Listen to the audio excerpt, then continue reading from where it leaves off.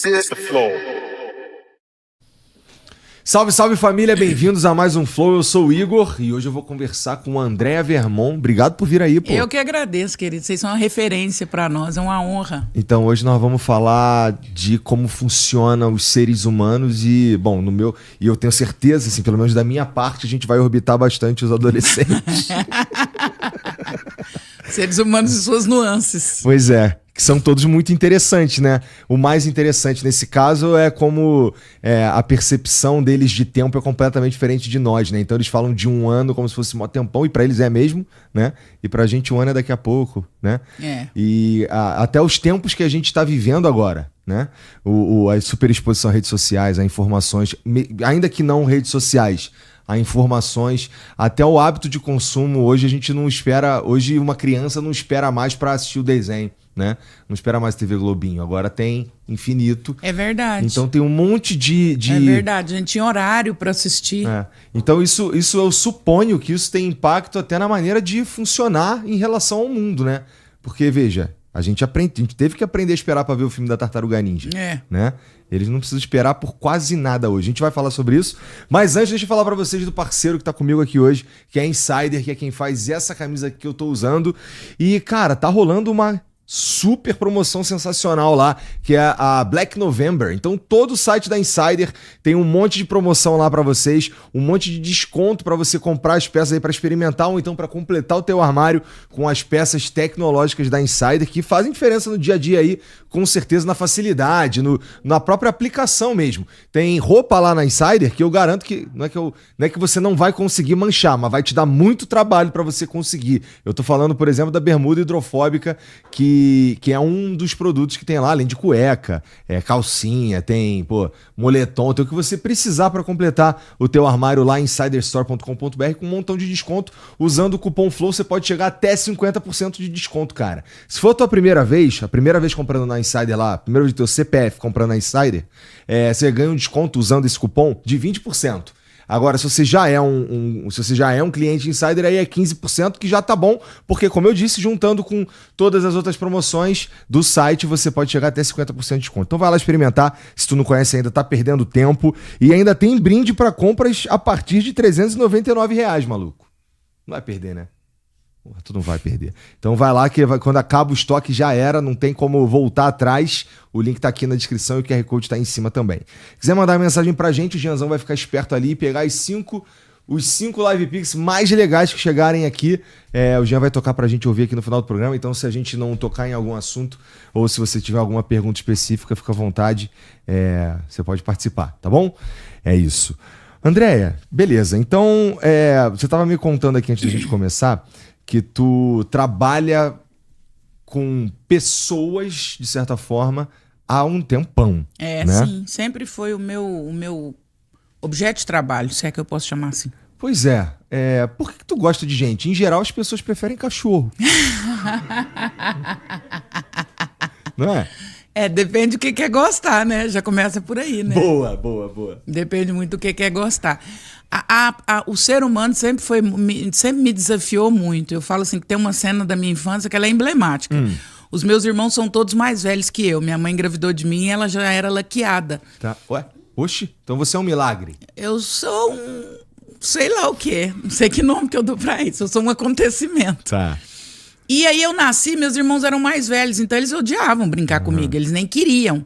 Então eu lembro dessa cena, eles brincando e eu sempre num canto da casa observando. Então observar pessoas era o meu principal divertimento. E até hoje é assim, por exemplo, eu me divirto muito com experiências sociais. Tipo, vou para um shopping, sento numa mesa e passo o dia ali olhando. Eu vou fazendo indagações, eu vou vendo, aí eu vejo um pai com a filha, eu vejo não sei o que lá. Aquilo eu viajo milhares de horas ali naquele ambiente.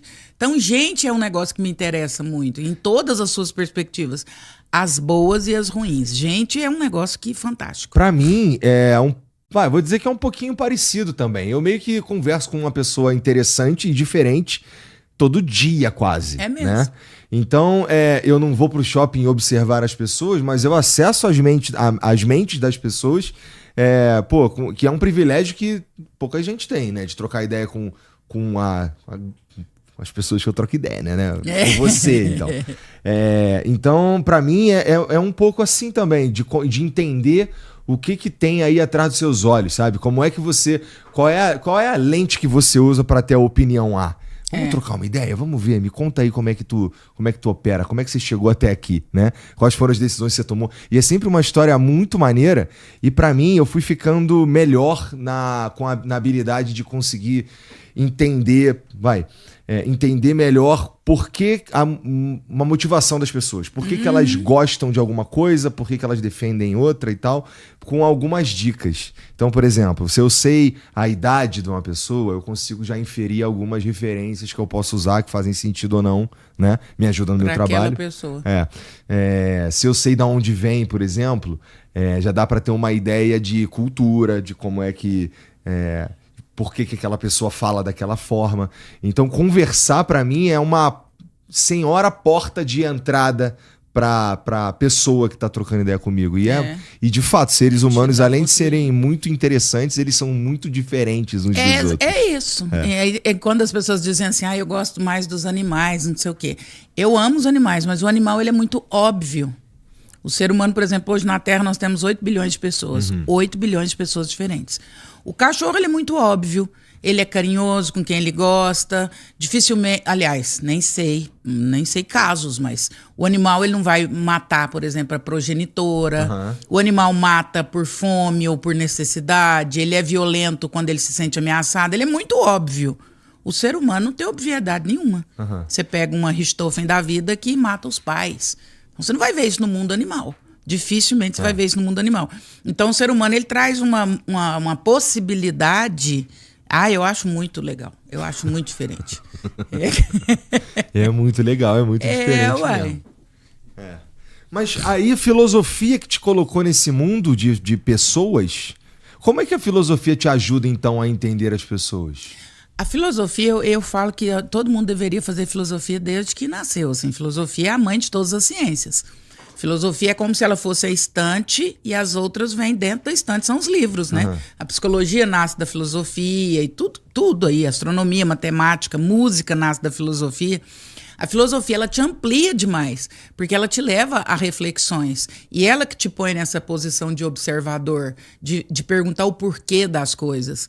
E aí eu acho que é uma arte fantástica. Talvez essa seja a grande questão em relação a pessoas. É você conseguir ter esse posicionamento de se perguntar o porquê sem julgar. E quem faz isso é a filosofia. Então a filosofia nasce da arte do espanto, né? A filosofia é a ciência do espanto. Como que a filosofia nasce? Tales de Mileto estava andando aí de bobeira, cai dentro de um buraco e passa a noite dentro desse poço. E a única coisa que ele via era o buraco do poço. Ele olhou para cima. Olhando para cima, ele se espantou com os astros, com as estrelas. E ali nasce a filosofia, ali nasce a reflexão. Então, a filosofia, ela te dá esse posicionamento de afastamento e reflexão. Então, um filósofo, dificilmente ele vai julgar condições, opções das pessoas. Fulano usa isso, fulano faz aquilo, fulano transa com um beltrano. O filósofo, ele não está a serviço do julgamento. Ele está a serviço da observação. Quer coisa melhor para trabalhar com o ser humano do que isso? A arte da observação? É verdade. A filosofia é a arte da observação e a arte do espanto, do não acostumar-se. Então, a cada nova possibilidade de pessoa, a filosofia vai te dar esse afastamento. E isso eu sempre achei fantástico.